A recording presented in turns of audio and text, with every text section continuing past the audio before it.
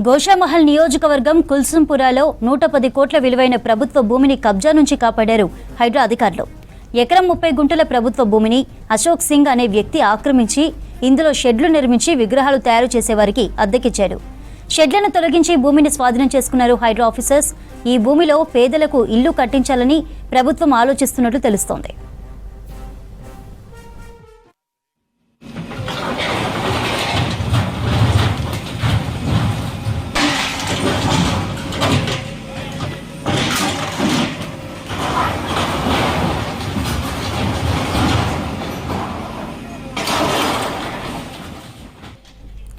గోషామహల్ నియోజకవర్గం కుల్సుంపురాలో 110 కోట్ల విలువైన ప్రభుత్వ భూమిని కబ్జా నుంచి కాపాడారు హైడ్రా అధికారులు. ఎకరం 30 గుంటల ప్రభుత్వ భూమిని అశోక్ సింగ్ అనే వ్యక్తి ఆక్రమించి ఇందులో షెడ్లు నిర్మించి విగ్రహాలు తయారు చేసేవారికి అద్దెకిచ్చాడు. షెడ్లను తొలగించి భూమిని స్వాధీనం చేసుకున్నారు హైడ్రా అధికారులు. ఈ భూమిలో పేదలకు ఇల్లు కట్టించాలని ప్రభుత్వం ఆలోచన చేస్తున్నట్లు తెలుస్తోంది.